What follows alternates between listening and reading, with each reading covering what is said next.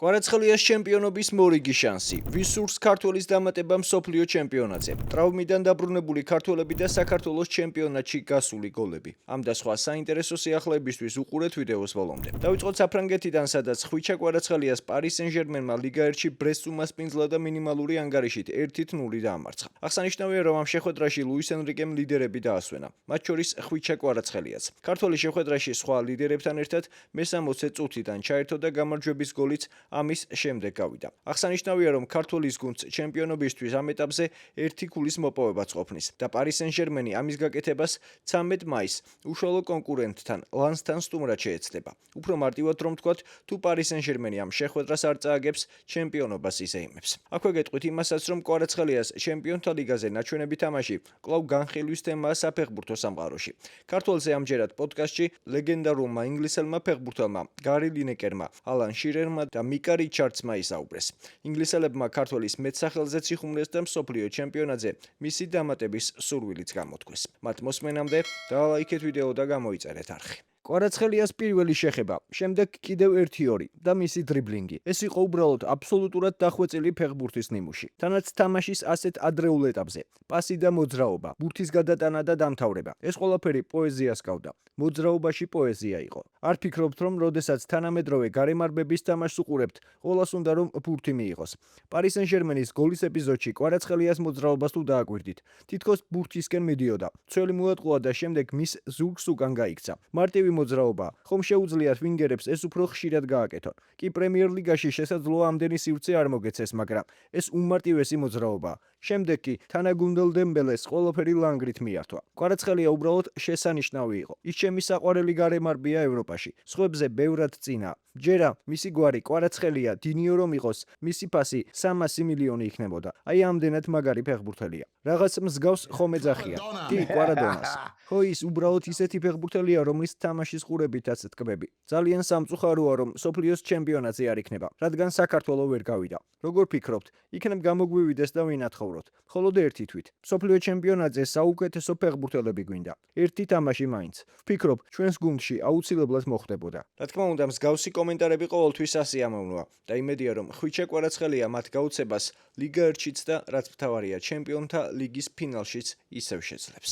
ტრავმიდან გოლით და საგოლე პასით დაბრუნდა ზურიკო დავითაშვილი, რომლის სენტ-ეტიენი ამიენს დაუპირისპირდა და 5-0 დაამარცხა. აღსანიშნავია, რომ ქართველი შეხვედრაში 55 წუთზე ჩაერთო და მცირე დროში გუნდის დახმარება შეძლო. სენტ-ეტიენი დიდი ალბათობით ლიგა 2-ს მესამე ადგილზე დაამთავრებს და ლიგა 1-ის საგზურისთვის ბრძოლას პლეი-ოფში გააგრძელებს. შეგახსენებთ, რომ დავითაშვილმა ლიგა 2-ის ამ სეზონში ჩატარებულ 29 შეხვედრაში 14 გოლი და 5 საგოლე პასი დააგროვა. ამ მაჩვენებლით კი ის გუნდის საუკეთესო ბომბარდირია. ჩემპიონატის ბომბარდირთა დავაში კი მე-4 ადგილი დაიკავა. ტრავმიდან დაბრუნდა გიორგი მამარდაშვილის, რომლის ლივერპულმაც ჩელსის უმასპინძლა და ფრედ 1-1 ითამაშა. ამ შეხვედრაში ქართველს 2 სეივი ჰქონდა. ლივერპულს კი ამ შეხვედრის შემდეგ 59 ქულა აქვს და სატურნირო ცხრილში მე-4 ადგილზეა. მამარდაშვილის გუნდი მომდევნო თამაშს 15 მაისს სტუმრად ასტონ ვილასთან ჩაატარებს. 24 მაისს კი ბოლო ტურში საკუთარ არენაზე ბრედფორდს უმასპინძლებს. მორიგი გოლი გაიტანა ზედიზედ მესამედ ავსტრიის ჩემპიონატის სეზონის საუკეთესო ფეხბურთელმა ოთარ კიტეიშვილმა. გრაცის შტურმი ჰარტბერგს ესტუმრა და 4-2 დაამარცხა. შეგახსენებთ, რომ ეს ქართველისთვის მე-15 გოლი იყო მიმდინარე სეზონში. ამ მაჩვენებლით და დამატებით 4 საგოლე გადაცემით კი ის ჩემპიონატის ბომბარდირია. რაც შეეხება გიზი მამაგეიშვილს, ის ამ შეხვედრაში 85 წუთზე კიტეიშვილის ნაცვლად ჩაერთო. შტურმი ბოლო ტურის წინ მეორე ადგილზეა და პირველ ადგილზე მყოფ ლასკის 2 ქულით ჩამორჩება. ბოლო ტურში ქართველების გუნდი 17 მაისს ვენის რაპიდს უმასპინძლებენ. ლასკის მეტოქე კი ვენის ავსტრია იქნება. გერმანიაში კი ბუდუ ზივზივაძის ჰაიდენჰაიმმა მნიშვნელოვანი გამარჯვება მოიპოვა. ქართველის გუნდი კიოლნს ესტუმრა და 3-1 დაამარცხა. ზივზივაძემ 84 წუთი ითამაშა. მართალია, წინა 4 შეხვედრის მსგავსად გოლი ვერ გაიტანა, თუმცა აქტიური იყო და რამდენიმე კარგი მომენტიც ჰქონდა. მიეცემა თუ არა ბუდუს გუნდს ბუნდესლიგაში დარჩენის შანსი, ეს ბოლო ტურში გაირკვევა. ჰაიდენჰაიმი მაინც უმასპინძლებს.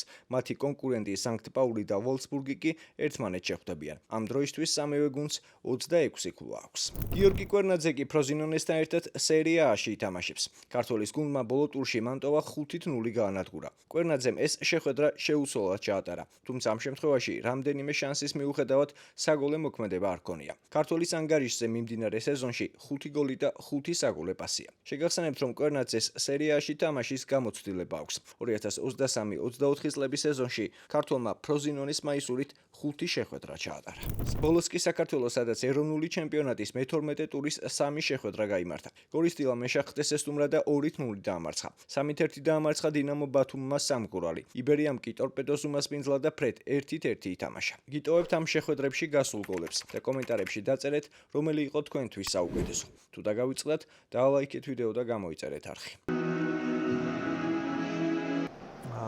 ალბანელი ნახევარმცველი ულამაზესი გოლი ნიკა კავანდარიშვილის შესრულებით თავის ყოფილ გუნდს გაუტანა შეხვედრის 22 წუთზე. ჩვენ ვისაუბრეთ იმაზე, რომ სტანდარტულები ამ შეხვედრაში იქნებოდა ერთ-ერთი მთავარი კოზირი გუნდებისა და უკვე ნიკა კავანდარიშვილი კიდევ ერთხელ განმეორებით უერთი მარად ჩაწოდება და არაჩვეულებრივი თაური იყო.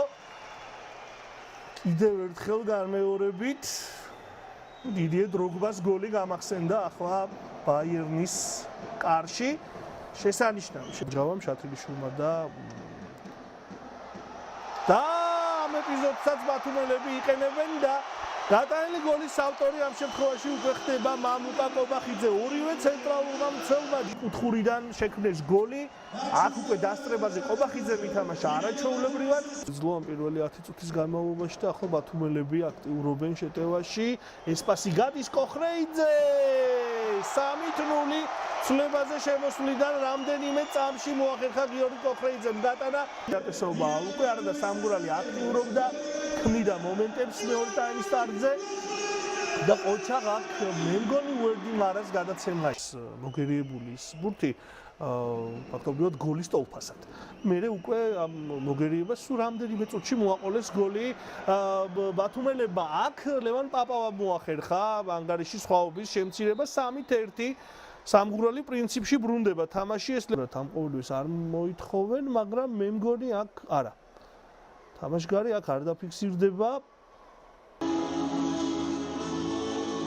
ჯარიმა არ ფიქსირდება, გურდაძე შოუნაძე უნდა მოიგერიოს. ბურთი არა ცდება შეყილაძის დარტყმა არის მიმართულები და 1-0, 0-1 უბრალოდ.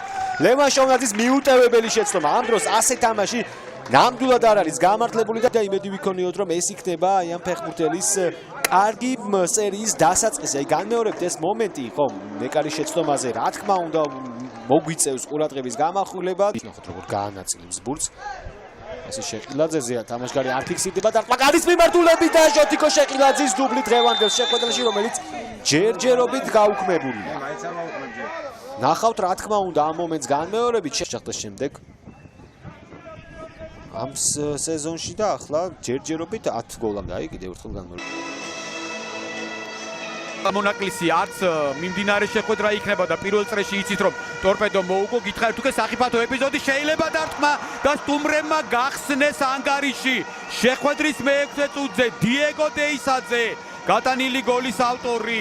მიმდინარე სეზონში მან მისთვის სასტარტო სეზონია და ბუნებრივია 3 გოლი აქვს მას უკვე მიმდინარე სეზონში გატანილი. ამ მატჩამდე დიეგო დეისაძემ გაუტანა მეშახტეს. დაიბლოკა მისი დარტყმა, კიდევ ერთი ჩაგდება. აქ გუდუშაურის მისამართით გუდუშაურმა წყინვალე გოლი გაიტანა, მოახერხა, მოიგო აქ საჰაერო ორთაბრძოლა და გუდუშაური გატანილი გოლის ავტორი. მოდი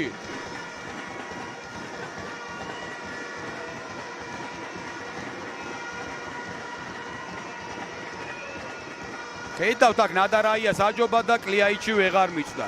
გუდუშაურის მე-4 გოლი მიმდინარე სეზონში 34